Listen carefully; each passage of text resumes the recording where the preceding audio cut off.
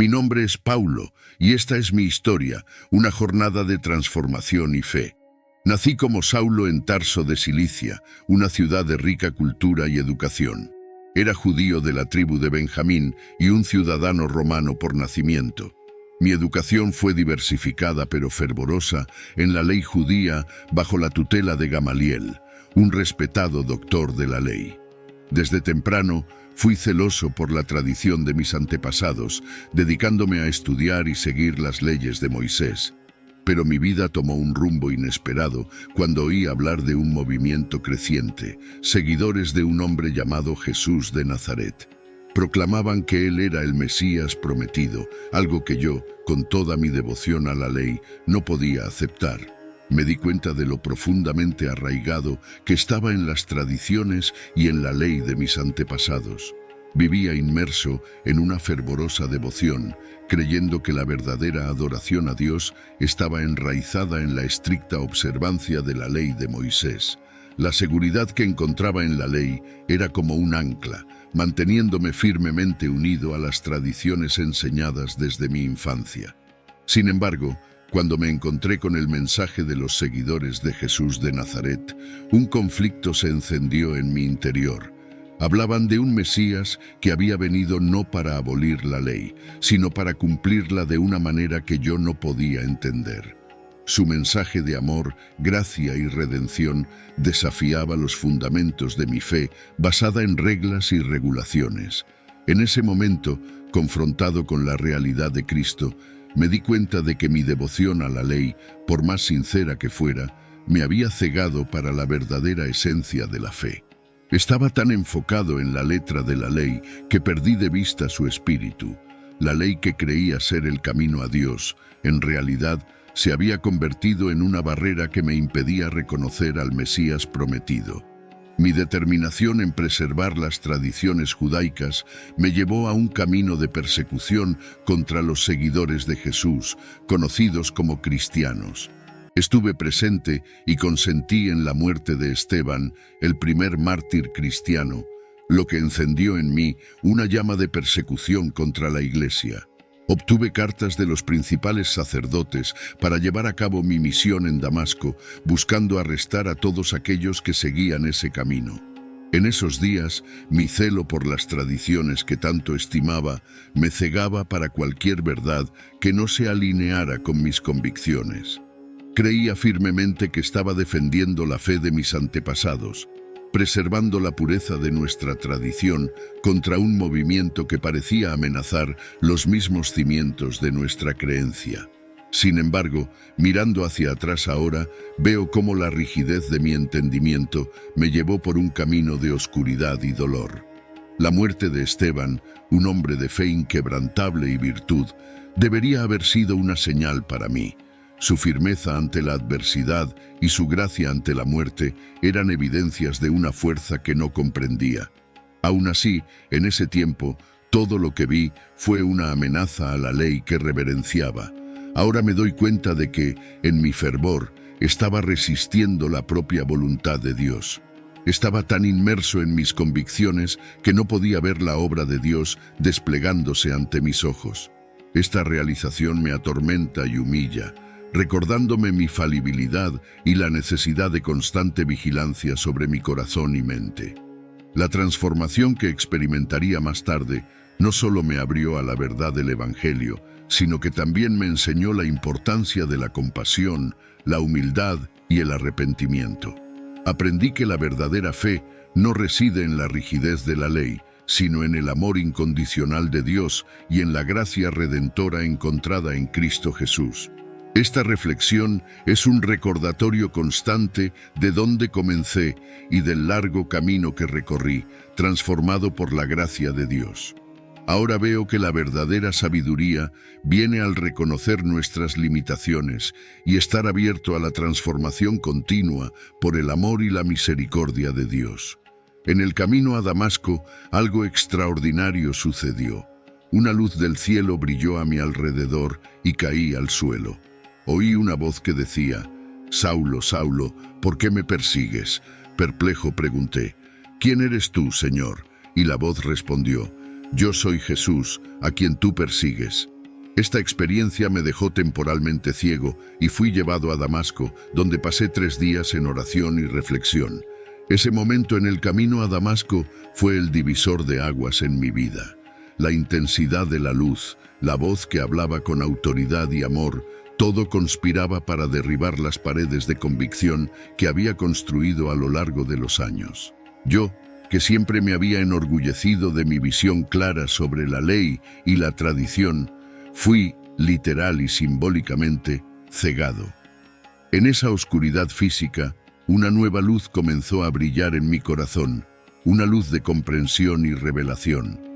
Durante los 3 días en que estuve sin ver, mi mente estaba en turbulencia. Reviví cada argumento, cada acción, cada convicción que tenía sobre el Mesías.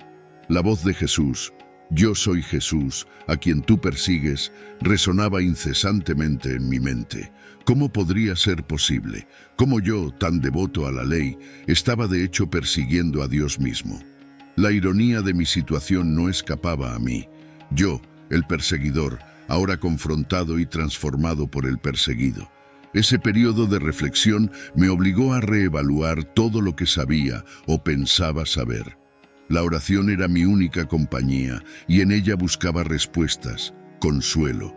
Y lentamente, la resistencia que tenía comenzó a desmoronarse, dando lugar a una fe naciente pero aún frágil. Esta experiencia me enseñó la humildad de manera más profunda de lo que cualquier enseñanza o ley podría haberlo hecho. Aprendí que la verdadera sabiduría y conocimiento vienen cuando estamos abiertos a ser transformados, incluso cuando eso significa renunciar a todo lo que pensábamos que era correcto. Fue una lección de entrega y de aceptar que los caminos de Dios son inescrutables y que su gracia es suficiente para transformar incluso el corazón más endurecido. Mirando hacia atrás, veo ese momento como el nacimiento de un nuevo Saulo, que pasaría a ser conocido como Paulo. Fue el inicio de una jornada de fe inquebrantable, de una misión que iría más allá de las fronteras de mi nación y tradición, alcanzando a gentiles y judíos, reyes y esclavos, uniéndolos bajo el mismo mensaje salvador de Cristo. Aquel encuentro en el camino a Damasco fue la prueba de que, incluso en los momentos más improbables, Dios puede intervenir y cambiar el curso de una vida para siempre. Fue Ananías, un discípulo de Jesús en Damasco, quien vino a mí. Él impuso las manos sobre mí e inmediatamente recuperé la visión. Ananías me dijo que Dios me había elegido para conocer su voluntad, ver al justo y oír la voz de su boca. Fui bautizado y comencé a predicar en las sinagogas que Jesús es el Hijo de Dios, algo que confundía a todos los que me conocían antes, pues sabían de mi fervor en perseguir a los seguidores de Cristo. Mi conversión marcó el inicio de mi misión. Pasé algún tiempo en Arabia y luego volví a Damasco. 3 años después de mi conversión, fui a Jerusalén para conocer a Cefas, Pedro, y permanecí con él 15 días. Conocí también a Santiago, hermano del Señor. Mi predicación en Jerusalén causó agitación y los hermanos me llevaron a Cesarea, de donde partí para Tarso. La iglesia en toda Judea, Galilea y Samaria gozaba de paz, siendo edificada y multiplicándose en el temor del Señor y en el consuelo del Espíritu Santo. A medida que reflexiono sobre los primeros años después de mi conversión, los veo como un período de profunda transformación.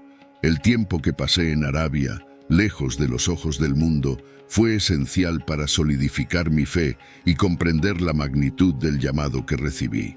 Fue un tiempo de aprender a escuchar la voz de Dios, lejos de las distracciones y las presiones del ministerio activo. Cuando retorné a Damasco y luego, durante mi breve estancia en Jerusalén, encontrarme con Cefas y Santiago fue más que informativo. Fue la puente entre mi antiguo entendimiento de la fe y la nueva revelación en Cristo. El testimonio de ellos, su cercanía con Jesús y sus experiencias me ayudaron a ver el Evangelio de una forma más completa y profunda. Mi predicación en Jerusalén, a pesar de causar agitación, fue un recordatorio de la misión que me había sido confiada. La resistencia que encontré solo sirvió para reafirmar la verdad del Evangelio que proclamaba. Cuando los hermanos me llevaron a Cesarea y de allí a Tarso, entendía que cada movimiento, cada desafío, me estaba llevando más profundamente por el camino que Dios había trazado para mí. La paz y el crecimiento que la Iglesia experimentó en Judea, Galilea y Samaria eran evidencias claras de la mano de Dios trabajando, incluso en las adversidades e incertidumbres. La Iglesia estaba siendo edificada, creciendo no solo en número, sino también en profundidad de fe y comprensión. Y así comenzó mi jornada de llevar el mensaje de Cristo a los gentiles, a los reyes y a los hijos de Israel, enfrentando peligros, persecuciones, pero también testificando conversiones y milagros. Mi historia es una de cambio radical, de un perseguidor de la Iglesia a uno de sus más ardientes apóstoles. En mi jornada de fe no estuve solo. Dios, en su providencia, colocó a mi lado compañeros fieles cuyas vidas y ministerios se entrelazaron profundamente con la mía. Uno de esos preciosos compañeros fue Bernabé, un hombre de ánimo y fe genuina.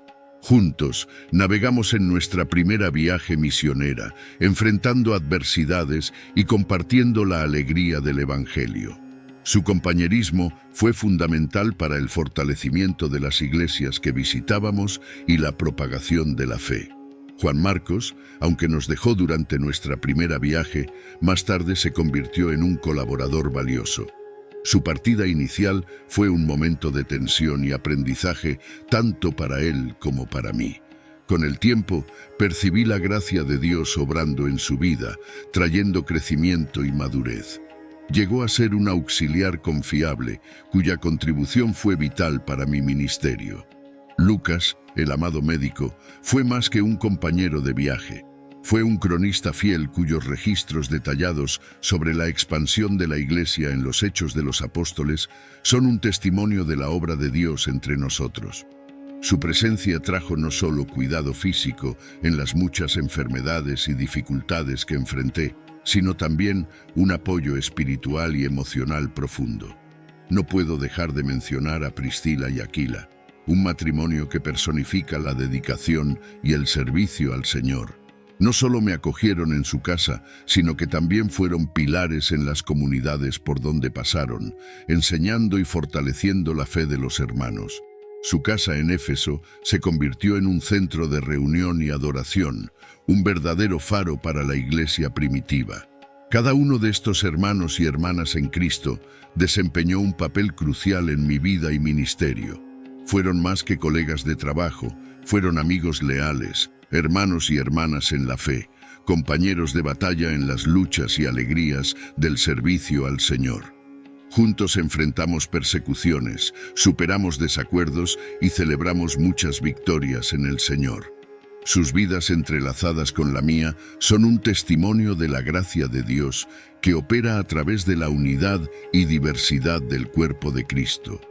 Mi misión me llevó a muchos lugares, esparciendo el mensaje del Evangelio en Antioquía, junto con Bernabé, donde fuimos separados por el Espíritu Santo para la obra a la cual Dios nos llamó.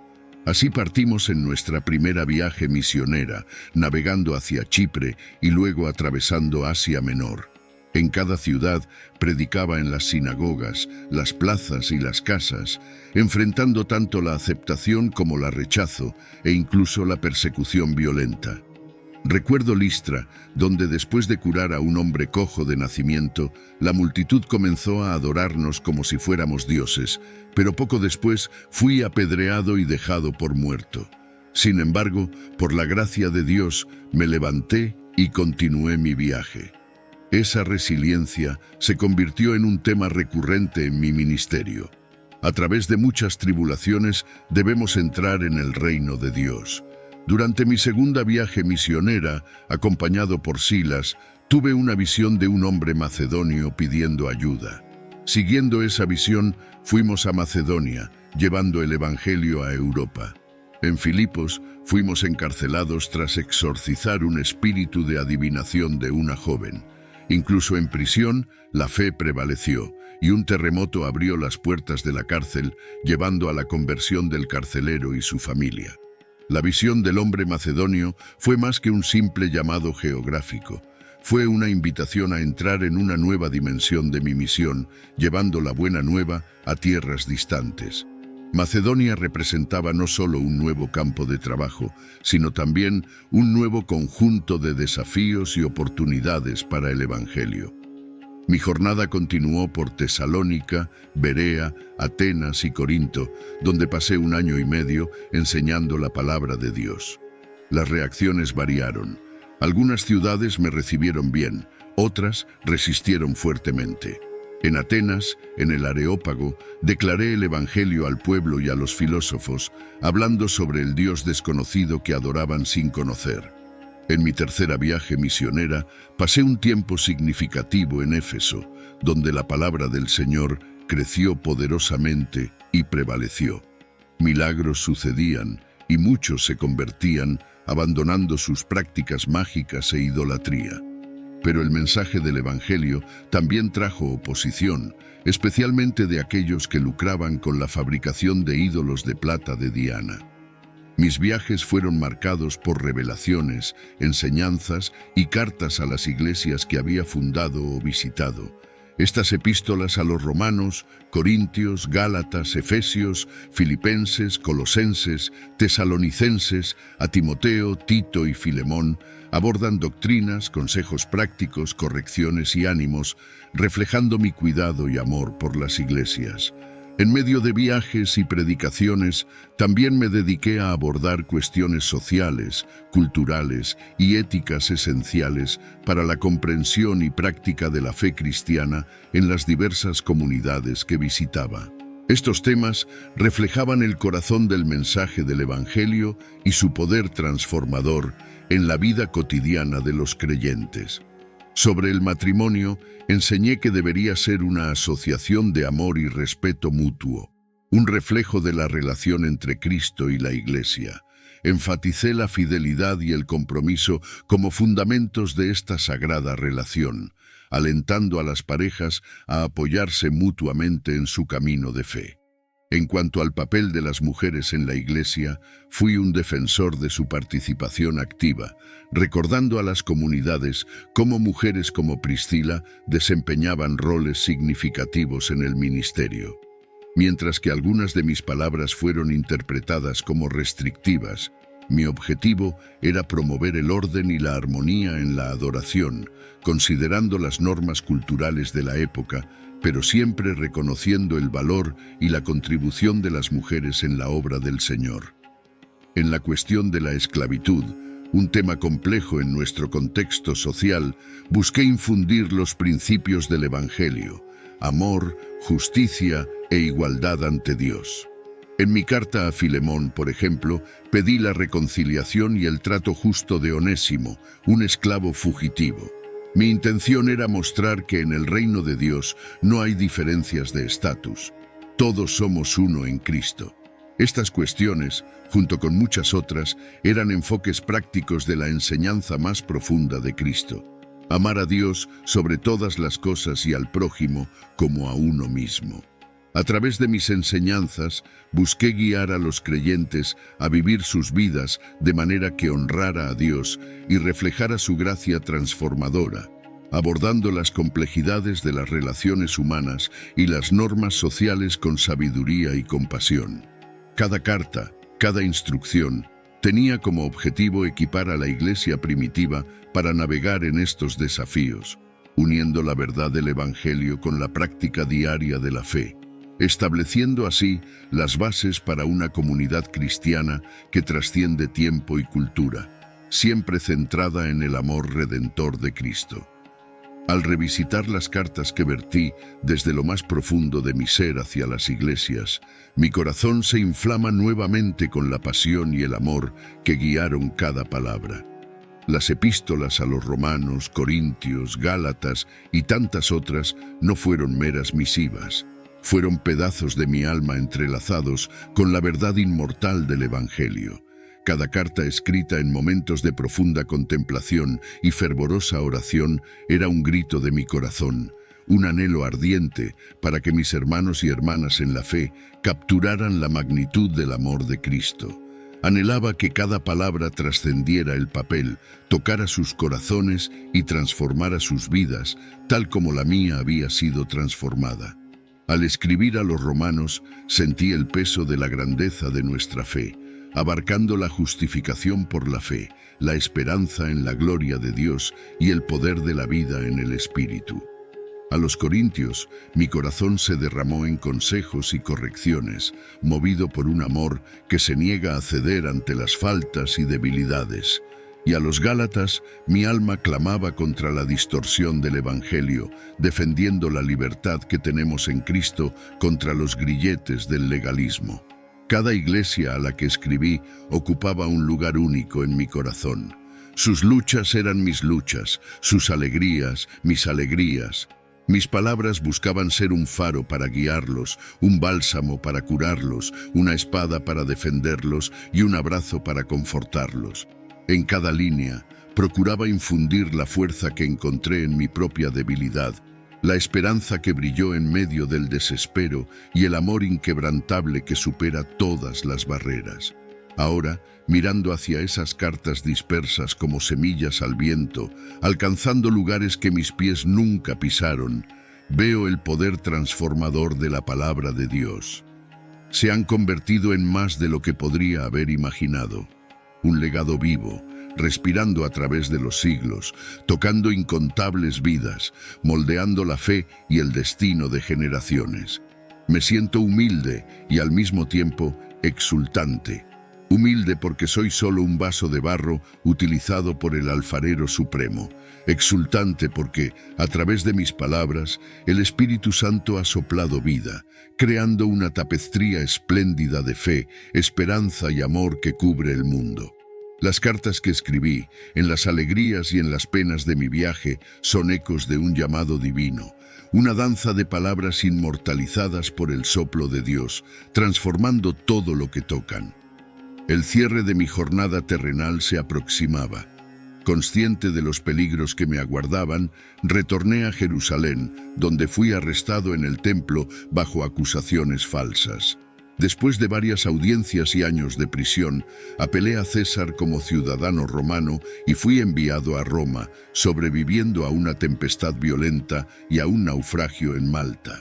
Al reflexionar sobre el camino recorrido desde Jerusalén hasta las cadenas en Roma, mi corazón arde con una pasión inextinguible. La prisión en Jerusalén, producto de acusaciones forjadas e incomprensiones, no fue un momento de derrota, sino el inicio de un capítulo final repleto de propósito divino. Cada juicio enfrentado, cada palabra proferida en mi defensa, fue impregnado con la convicción inabalable en la soberanía de Dios. Sobrevivir a una tempestad violenta y a un naufragio en Malta no fue solo un testimonio de resistencia física, sino un símbolo vivo de la jornada de fe. Como un navío golpeado por las olas, pero guiado por manos invisibles, mi vida fue una demostración de la presencia providencial de Dios. En esas aguas tempestuosas, en medio del caos y la incertidumbre, mi fe no vaciló, sino que se fortaleció, firme como un ancla en el océano de la existencia. Ahora, concluyendo los días de mi jornada, me encuentro encadenado no solo por hierros, sino por una misión inacabada, un llamado que resuena en cada latido de mi corazón.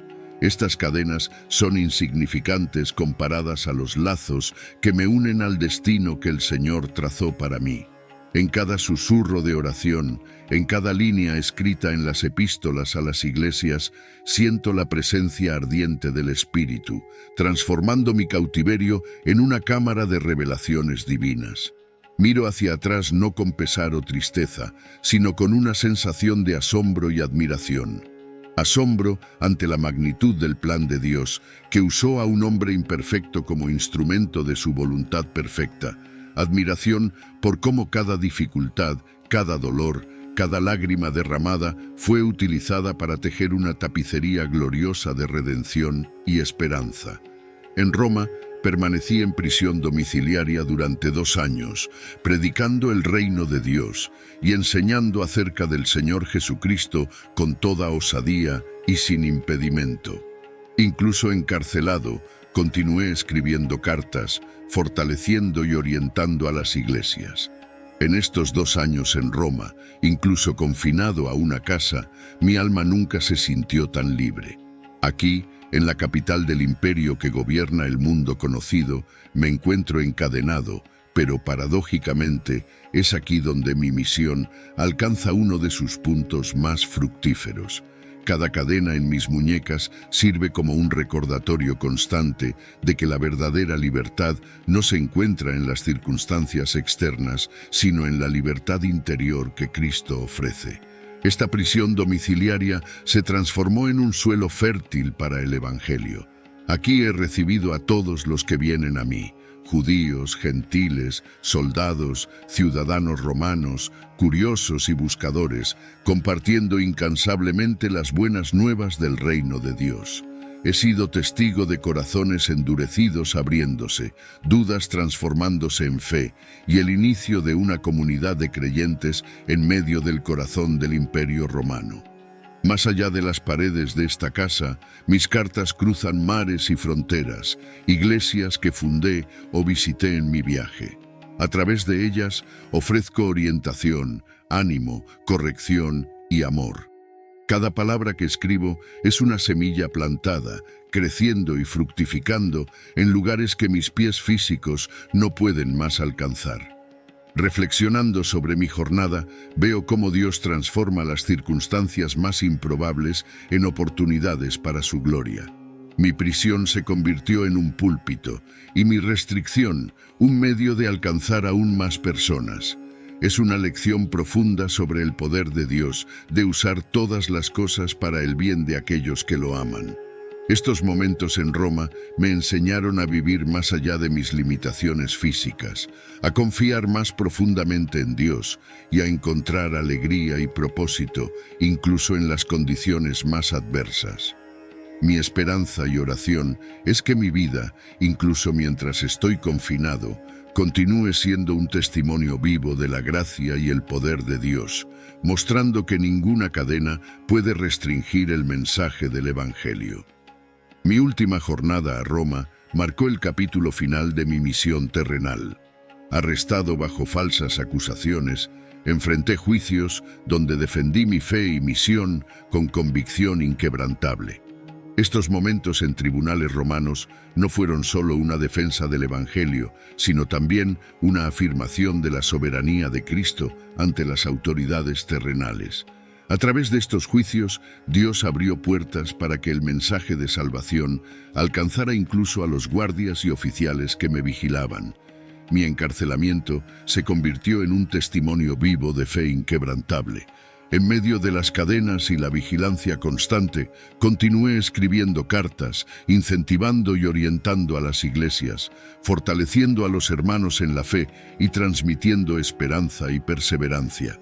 Conforme la persecución a los cristianos se intensificaba bajo el gobierno de Nerón, me convertí en un objetivo. Como ciudadano romano, fui ahorrado de la crucifixión, pero sabía que mi ejecución era inevitable. La tradición dice que fui llevado fuera de los muros de la ciudad y decapitado, un destino reservado para los ciudadanos romanos. Encaré este fin no como una derrota, sino como la consumación de mi jornada, un sello final de mi testimonio y fidelidad a Cristo. En mis últimos momentos, mientras las sombras de la muerte se aproximaban, mi mente no se enfocaba en el fin, sino en la eternidad que me aguardaba. El corte de la espada no sería el fin de mi voz. Al contrario, sería el inicio de un legado que ecoaría a través de las eras.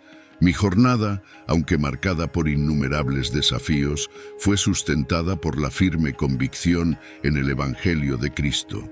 Incluso en las cadenas de la prisión en Roma, vi cada obstáculo como una oportunidad para el avance del Evangelio. Mis cartas escritas desde la prisión reflejan esa esperanza inquebrantable y la urgencia en alentar a los hermanos en la fe. Durante mi cautiverio, escribí a los filipenses compartiendo mi alegría y exhortándolos a la unidad y humildad, recordándoles mirar a Cristo como el ejemplo supremo.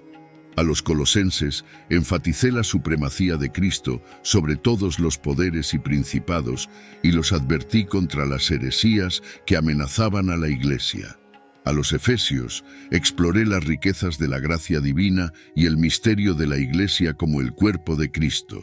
Y en la carta a Filemón pedí la reconciliación y el perdón para Onésimo, un esclavo fugitivo que se había convertido bajo mi tutela.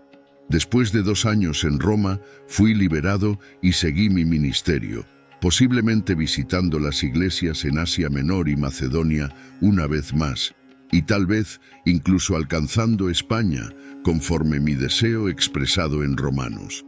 Durante ese periodo, escribí las cartas pastorales a Timoteo y a Tito, ofreciendo orientaciones sobre liderazgo, doctrina y conducta en la iglesia. Pero mi libertad no duró mucho. Con la creciente persecución a los cristianos bajo el emperador Nerón, fui nuevamente arrestado y llevado a Roma. Esta vez, mi prisión fue más severa y sabía que mi tiempo estaba llegando a su fin. En mi segunda carta a Timoteo, escrita desde la prisión poco antes de mi muerte, expresé sentimientos de conclusión y contentamiento. Estoy listo para ser ofrecido y el tiempo de mi partida está cerca. En esta última prisión, bajo las sombras de la persecución de Nerón, siento la aproximación del fin de mi jornada terrenal. Estas paredes frías y estas cadenas pesadas son testigos de los últimos días de mi misión. Sin embargo, en mi corazón no hay espacio para la desesperación o la tristeza. En cambio, siento una profunda sensación de contentamiento y gratitud. Reflexionando sobre mi vida, desde las calles de Jerusalén hasta las carreteras del Imperio Romano, veo una tapicería tejida por la gracia de Dios. Cada momento de persecución, cada desafío enfrentado y cada triunfo alcanzado no fueron más que partes de un plan divino mayor, un plan que apenas podía comprender al principio, pero que ahora veo con claridad y acepto con humildad. En estos momentos de quietud forzada, pienso en las iglesias que fundé, en los amigos y compañeros de jornada, en los innumerables rostros que encontraron esperanza en el Evangelio. Mi mente se vuelve hacia Timoteo, mi hijo en la fe, y hacia los muchos otros que continuarán la obra que comenzamos. En mi segunda carta a Timoteo, busqué transmitir esa urgencia, ese llamado a perseverar a pesar de las adversidades. Ahora percibo que mi vida, con todas sus vueltas y revueltas, fue un testimonio no de mi fuerza o sabiduría, sino del poder transformador y sostenedor de Cristo. Las palabras «estoy listo para ser ofrecido» y «el tiempo de mi partida está cerca» son el eco de una vida vivida no para mí, sino para aquel que me llamó. Encaro la muerte no como el fin, sino como el último paso en esta jornada terrenal, una transición hacia la verdadera vida, la vida eterna prometida por Cristo. Estoy en paz, sabiendo que completé la carrera, mantuve la fe, y ahora espero la corona de justicia que el Señor, el justo juez, me dará en aquel día.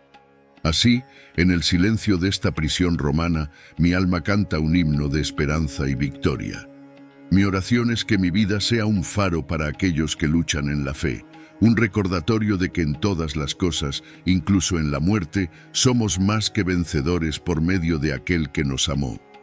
Mi ejecución, por decapitación según la tradición, fue el último acto de mi jornada terrenal, pero mi historia no terminaría ahí. A través de las iglesias que fundé, de las personas que toqué y especialmente de mis cartas, el Evangelio continuaría esparciéndose. Mis experiencias y enseñanzas, registradas en el Nuevo Testamento, han inspirado y guiado a generaciones de cristianos. A través de persecuciones, tribulaciones y sufrimientos, aprendí a contentarme en cualquier situación, sabiendo que la fuerza de Cristo me sustentaba. Mi vida fue una demostración del poder transformador del Evangelio y del amor inquebrantable de Dios. A los Corintios escribí, porque cuando estoy débil, entonces soy fuerte, reflejando mi dependencia total en Dios, incluso en las circunstancias más desafiantes. Mirando hacia atrás, a las diversas fases de mi vida, veo una verdad que resuena más fuerte que cualquier otra. En mi debilidad, La fuerza de Cristo se reveló de manera más magnífica. Cada momento de sufrimiento, cada tribulación enfrentada, no fueron meras adversidades, sino los cimientos donde mi fe fue forjada y fortalecida. La jornada que recorrí, marcada por peligros, persecuciones y pruebas, fue también un camino de profunda aprendizaje espiritual.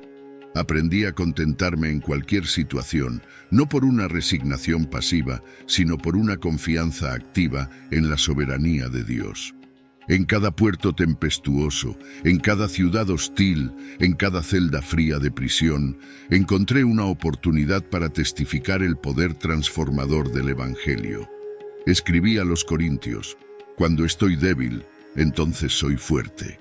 Palabras que encapsulan no solo mi experiencia personal, sino un principio eterno del reino de Dios. En la debilidad humana, el poder de Dios se manifiesta en su plenitud. Mi propia vida es testimonio de ello. El hombre que una vez se enorgullecía de su fuerza y celo por la ley, encontró verdadera fuerza en la rendición a la gracia. Esta verdad no es solo para mí, sino para todos los que siguen a Cristo. En nuestras luchas, en nuestras dudas, en nuestras debilidades, somos invitados a apoyarnos no en nuestra propia fuerza, sino en la fuerza de aquel que venció al mundo. Cada día somos llamados a vivir esta paradoja cristiana, que en nuestra mayor vulnerabilidad encontramos nuestra mayor fuerza. Así, reflexionando sobre mi vida y ministerio, veo que cada dificultad que enfrenté, cada momento de debilidad, fue una invitación para experimentar la fuerza y el amor inquebrantable de Dios de manera más profunda. Y ahora, mientras me acerco al final de mi jornada terrenal, lo hago no con temor o incertidumbre, sino con una fe inquebrantable y una fuerza que trasciende la comprensión humana. Esa fuerza encontrada en la fragilidad, en el amor de Cristo, que se perfecciona en mi debilidad. Cada paso que di, desde los días de persecución hasta los momentos de proclamación, estuvo impregnado con una fe que superó todas las dudas, una esperanza que brilló más fuerte que el desespero más oscuro, y un amor que ardió incansable en mi corazón. El amor de Dios, revelado en Cristo Jesús, fue la fuerza motriz detrás de cada palabra que prediqué, cada carta que escribí, cada alma con la que me conecté. Reflexionando sobre mi jornada, siento una emoción abrumadora que fluye a través de mí. No es solo gratitud o alegría, sino una mezcla compleja de todas las experiencias humanas, transformadas y elevadas por la presencia de Dios en mi vida. Desde aquel momento transformador en el camino a Damasco hasta mis días finales, cada aliento que tomé fue un testimonio del poder redentor de Dios. Recuerdo cada rostro, cada historia, cada vida tocada por el Evangelio. Los veo como estrellas en el cielo de la gracia de Dios, cada una brillando con la luz del amor divino. Mi corazón se desborda de amor por cada uno de ellos, sabiendo que nuestra conexión trasciende el tiempo y el espacio, unidos eternamente en Cristo. Así, mi historia es una de fe, esperanza y amor incansable por el Evangelio. Una jornada que comenzó en la persecución y terminó en la proclamación de la buena nueva de Jesucristo a todos los pueblos.